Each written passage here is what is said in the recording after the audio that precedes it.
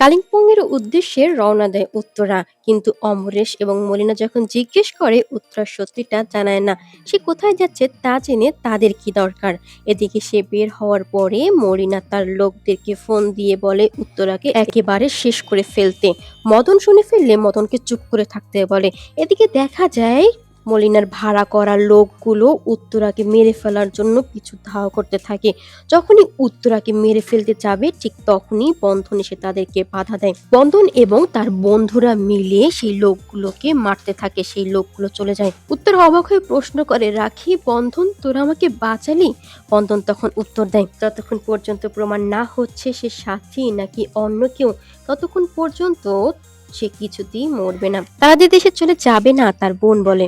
উত্তরা রাখি কাছে ডাকলে রাখি যেতে চায় না। সে জানায় সে তার আসল মা নয়, নকল মা। এই রাখি সেখান থেকে দৌড়ে চলে যায়। এরপর উত্তরা মলিনার কাছে ফোন করলে মলিনা অবাক হয়ে যায়। উত্তরা এখনো বেঁচে রয়েছে? উত্তরা জানায় হ্যাঁ, সে বেঁচে রয়েছে। সে জানে যে মলিনাই লোক পাঠিয়েছিল আর রাখি বন্ধন তাকে বাঁচিয়েছে। ওরা বাড়ি ফেরার পরে রাঙা দিদা ওদেরকে বলতে থাকে ওরা অনেক ভালো কাজ করেছে। ওদের আসল মা হোক বা নকল মা, সে তো একজন মানুষ, তাকে বাঁচিয়ে ভালো করেছে। বন্ধন অবাক হয়ে যায়, কি করে জানলো সে নকল? বন্ধন কাকে বাঁচিয়েছে তা তো তার জানার কথা নয়। কিন্তু রাঙা দিদা অন্যদের কাছে শুনেছে এই কথা বলে এড়িয়ে যায়। বন্ধন রাঙা দিদার ফোন চেক করে দেখে সেখানে তার নকল মায়ের ফোন নম্বর রয়েছে। তার মানে তার নকল মায়ের সাথে রাঙা দিদার রেগুলার কথা হয়। এর পরের সিনে দেখা যায় সঞ্জয়ের উকিল সঞ্জয়কে বলে একবার নারায়ণপুর জমিদার বাড়িতে যেতে। সেখানে গিয়ে সাথী উত্তরার যত ডকুমেন্টস আছে সেগুলো নিয়ে আসতে। সেগুলো যদিও চুরি হয়ে গেছে, কিন্তু গিয়ে কিছু তো পাওয়া যাবে, সেগুলোই নিয়ে আসতে বলা হয়।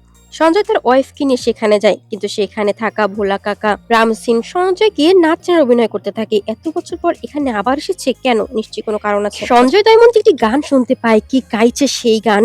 সেদিকে যেতে নিষেধ করা হয় তাদেরকে। ওদিকে গেলে যে কেউ ফিরে আসে না। এর মধ্যে বন্ধনকে নিচে দেখা যায়। সঞ্জয় দয়মন্তী অনেকটা ভয় পেয়ে সেখান থেকে চলে যায়। সাথী নয় তো, সাথীর আত্মা নয় তো? সঞ্জয় বলে যায় এরপর সে পুলিশ নিয়ে আসবে।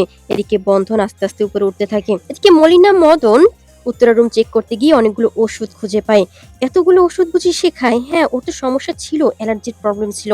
এছাড়াও হাঁপানি টাইপের কিছু একটা হতো। হ্যাঁ, এগুলোই তো থাকতো সাথীর কাছে। কি ও সেখানে একটু ডায়েরিও ছিল, কিন্তু সেটা মলিনার চোখে পড়ে না। ভিডিওগুলো পেতে চ্যানেলটি সাবস্ক্রাইব করে রাখুন, লাইক কমেন্ট করতে ভুলবেন না। সকলকে অসংখ্য ধন্যবাদ।